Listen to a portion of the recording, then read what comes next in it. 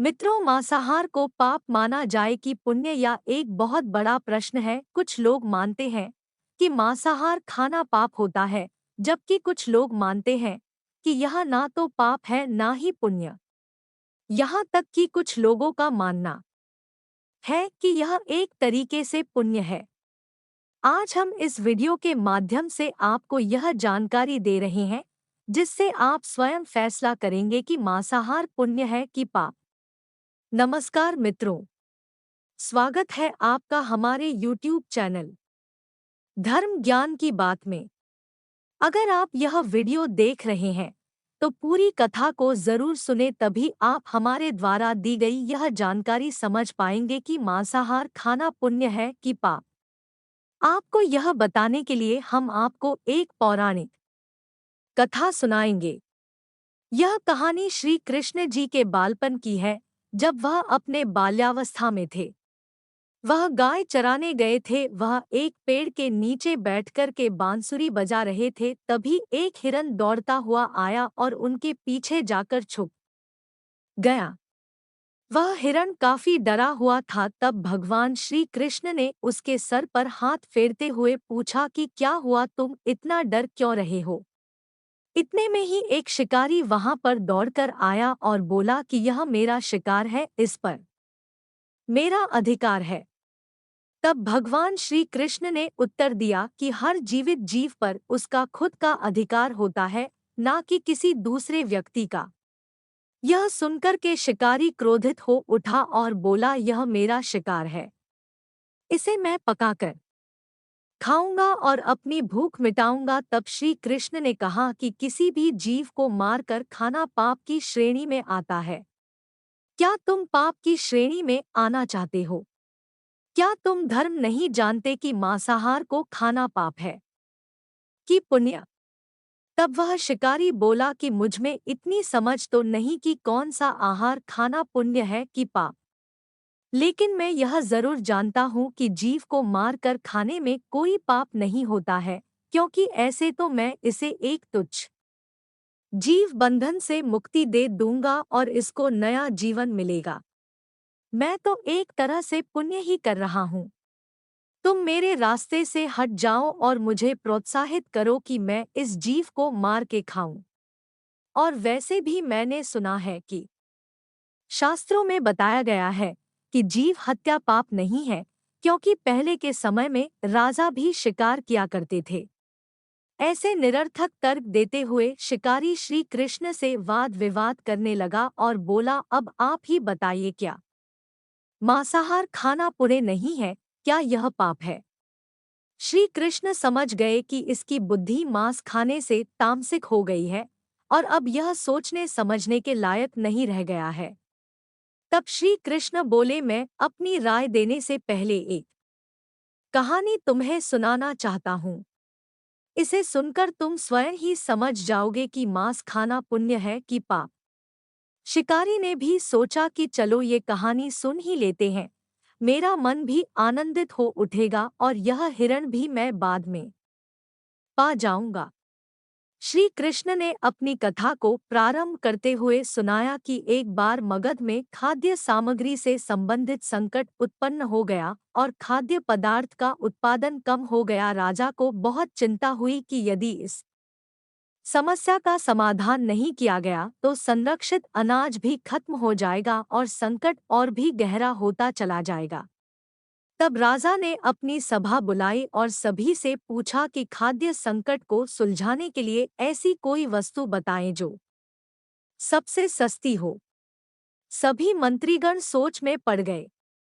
गेहूं, चावल, धान इत्यादि को उगाने के लिए तो बहुत श्रम करना पड़ता है और कई महीनों के बाद ही यह प्राप्त होते हैं, वह भी अगर प्रकृति ने साथ दिया तो यह सही सलामत प्राप्त हो पाएंगे। ऐसे में कोई कुछ भी सस्ता हो ही नहीं सकता। तभी एक मंत्री जो शिकार का बहुत शौक रखते थे, उन्होंने सोचा अगर मैं राजा को मांस के लिए प्रेरित करूं तो शिकार की अनुमति आराम से मिल जाया करेगी। यह सोच करके उसने सभा में कहा कि सबसे सस्ता खाद्य पदार्थ मांस होता है, इसके लिए धन को खर्च नहीं करना पड़ता है और पौष्टिक खाना भी मिल जाता है। सभी सामंतों ने इस बात का समर्थन कर दिया, लेकिन प्रधानमंत्री अभी भी चुप थे। राजा ने पूछा कि प्रधानमंत्री, आप चुप क्यों हैं? आपने कोई विचार नहीं रखा, इस पर आप अपना मत बताएं। तब मंत्री बोला कि मैं यह नहीं मानता कि मांस सबसे सस्ता पदार्थ है। राजा ने पूछा कि क्या तुम सिद्ध कर सकते हो कि मांस सस्ता पदार्थ नहीं है? तब मंत्री ने उत्तर दिया, हाँ, मैं यह सिद्ध कर सकता हूँ। मैं कल बताऊंगा कि मांसाहार सस्ता क्यों नहीं है। रात को मंत्री मांसाहार का प्रस्ताव रखने वाले सामंत के घर पहुंच गए। आधी रात में मंत्री को अपने घर आया देख सामंत घबरा कर बोला कि क्या बात है मंत्री जी, कोई अहित हो गया है क्या जो आपको आधी रात को हमारे यहाँ आना पड़ा?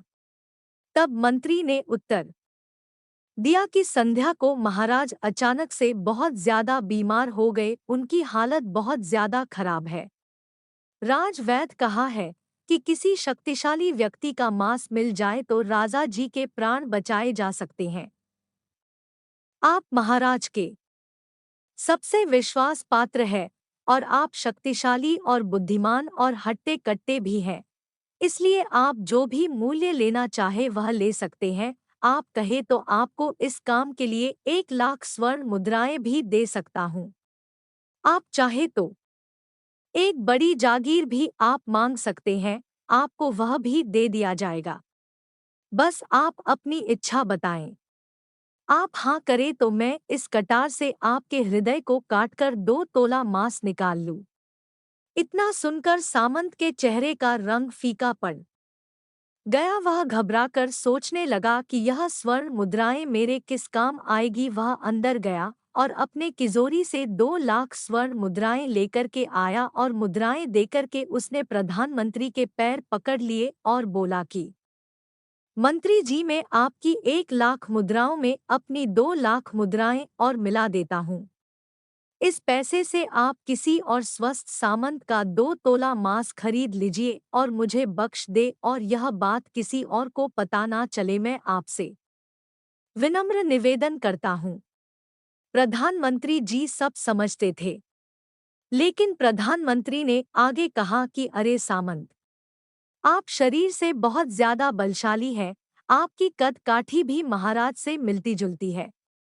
इसीलिए राजवेद ने खास तौर से आप ही का नाम लेकर के आप ही का 2 तोला मांस मंगवाया है। आपके मांस दान से हमारे राजा का जीवन बच सकता है।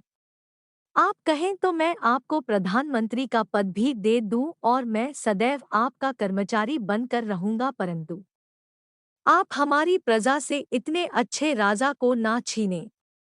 यह सुनकर सामंत प्रधानमंत्री के पैरों में गिर गया और गिर के गिड़गिड़ाने लगा और बोला, अरे मंत्री, जब प्राण ही नहीं रहेंगे तब यह पद और इन स्वर्ण मुद्राओं का मैं क्या करूंगा? अरे मुझे तो राज सिंहासन भी मिल जाए तो भी मेरे किस काम का? आप चाहे तो मेरा सब कुछ ले ले, लेकिन मेरे प्राण ना ले। मैं अपना सब कुछ आपको सौंपता हूँ। बस मेरे प्राण बख्श दीजिए, मैं रातों रात इस राज्य से चला जाऊंगा। इतना कहकर सामंत अपने घर से भागने लगा। तब मंत्री बोला कि अरे तुम क्यों भाग रहे हो? तुम अपने पीछे अपने परिवार को क्यों छोड़े जा रहे हो? सावंत ने कहा, जब जीवन ही नहीं रहेगा तो इस परिवार का क्या करूंगा? अगर जीवन रहा तो मैं बिना परिवार बिना स्वर्ण मुद्राओं के ही सुखी रहूंगा। इतना कहकर सामंत ने घोड़े पर छलांग लगाई और भागना शुरू किया। वह भागने ही वाला था तभी प्रधानमंत्री घोड़े के आगे खड़ा हो गया और सावंत से बोला कि भागने की जरूरत नहीं है, आप आराम से घर पर ही रहो, मैं किसी और का मांस लेने का प्रयास करता हूँ। इतना कह करके प्रधानमंत्री वहां से चला गया। प्रधानमंत्री के वहां से चले जाने पर सामंत के मन में तनिक जान आई, लेकिन घबराहट और बेचैनी वैसी ही बनी रही। उसको पूरी रात नींद नहीं। वहीं दूसरी तरफ स्वर्ण मुद्राएं लेकर प्रधानमंत्री बारी बारी से सभी सामंतों के घर गया जिन्होंने मांसाहार को सस्ता बताने का समर्थन किया था, और सभी से राजा के लिए हृदय का 2 तोला मांस मांगा परंतु कोई राजी ना हुआ। सभी ने अपने अपने बचाव के लिए प्रधानमंत्री को 1 लाख से 10 लाख तक की स्वर्ण मुद्राएं भी दे दी। इस प्रकार प्रधानमंत्री ने एक ही रात में करोड़ों स्वर्ण मुद्रा एकत्रित कर ली और सुबह होने से पहले ही वह अपने महल में जा पहुंचा। अगले दिन रात सभा में सभी सावंत अपने समय से पहले ही आ गए। सभी सामंत मन ही मन डरे हुए और बेचैन थे, लेकिन कोई किसी से कुछ नहीं कह रहा था और सभी यह जानने के लिए बहुत बेचैन थे कि राजा स्वस्थ है कि नहीं। राजमंत्री ने सभी सैनिकों को यह आदेश दे रखा था जब तक राजा महल में न आए तब तक कोई भी सामंत महल से बाहर न जाए। राजा सभा में अपने समय अनुसार आ गए और अपनी राजगद्दी पर बैठ गए। सभी सामंतों ने देखा कि राजा तो पूर्ण रूप से स्वस्थ है, वह कहीं से अस्वस्थ नहीं नजर आ रहे हैं। उनको देखकर ऐसा लग रहा था कि जैसे राजा को तो कभी कुछ हुआ ही ना हो। मंत्री ने सभी सामंतों से झूठ बोला था। सभी सामंत राजा को देखकर के दुविधा में पड़े थे, लेकिन कोई भी सामंत किसी से कुछ बोल नहीं रहा था। तब प्रधानमंत्री ने राजा के समक्ष 1 करोड़ स्वर्ण मुद्राएं रख दी। तब राजा ने पूछा कि यह स्वर्ण मुद्राएं किसके लिए है और कहाँ से आई है। तब मंत्री ने कहा कि महाराज 2 तोले मांस के लिए एक ही रात में 1 करोड़ स्वर्ण मुद्राएं जुट गई है, लेकिन 2 तोला मांस ना मिला। अपनी जान बचाने के लिए सभी सामंतों ने यह स्वर्ण मुद्राएं दी है। इस प्रकार मंत्री ने रात की सारी कहानी बता दी और कहा, महाराज अब आप ही विचार कीजिए कि मांस कितना सस्ता है। मंत्री की बात सुनकर राजा को भी समझ आ गया। उन्होंने प्रजा को अतिरिक्त परिश्रम करने का निवेदन किया और अपने राज्य भंडार में से और अधिक अनाज निकाल करके सभी लोगों को लौट दिया गया। मंत्री ने जो स्वर्ण मुद्राएं एकत्र की थी उसी से सभी खेती के कार्य करवाए और श्रमिकों के उद्धार के लिए उपयोग किया और सभी पौष्टिक साग सब्जियां भी उगाए। कुछ समय बाद ही सभी साग सब्जियां और अनाज तेजी से उगने लगे, जिससे प्रजा का कल्याण भी हुआ और सभी को पौष्टिकता भी मिली। कुछ समय बाद मौसम अनुकूल हो गया और खेती भी लहराने लगी। इस प्रकार राज्य से खाद्य संकट भी दूर हो गया। दोस्तों, जीवन का यह मूल्य श्री कृष्ण जी हमें इस कथा के द्वारा समझाना चाहते हैं कि जिस तरह हमें अपनी जान प्यारी है, इस तरह सभी छोटे से छोटे जीव को अपनी जान प्यारी होती है। अगर जीव हत्या जीव को संसार बंधन से मुक्त करने का तरीका है, तो अत्याचारी द्वारा किया गया नरसंहार भी मान्य है, लेकिन ऐसा नहीं है। कोई भी छोटे से छोटा जीव अपनी मृत्यु के डर से और अपने प्राण बचाने के लिए संघर्ष जरूर करता है। अगर कोई भी जीव को अपना जीवन बोझ लगता तो वह मृत्यु के डर से संघर्ष न करता, और जो जीव असहाय और निर्बल हो जाता है उसे अपने प्राण गंवाने पड़ते हैं। जिन जीवों को मारकर के आप खा रहे हैं वह इतने असहाय है कि उन्हें प्राण बचाने का अवसर ही नहीं मिल पाता। बर्बरता सिर्फ वही नहीं है जहां सिर्फ मानव का रक्त बहता है। बर्बरता उसे भी कहते हैं जहां स्वार्थ के लिए किसी जीव की हत्या की जाती है। हम अच्छे कर्म करते हैं और चाहते हैं कि उससे हमें अच्छा फल मिले, लेकिन जरा सोचिए, जब वह छोटा सा जीव हमारे लिए मर गया और हमारे लिए तड़पकर उसने अपनी जान दी, तो उसकी हाय और श्राप भी हमें कहीं ना कहीं लगी होगी और उसका श्राप हमें इसी जीवन में नहीं अगले जीवन में भी पीछा नहीं छोड़ेगा।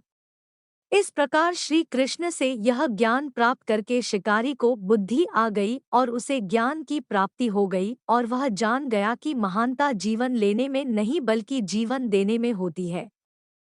शिकारी श्री कृष्ण के आगे हाथ जोड़कर के वहां से चला गया और उसने कसम खा ली कि अपने संपूर्ण जीवन में कभी भी किसी भी छोटे से छोटे जीव को हानि नहीं पहुंचाएगा।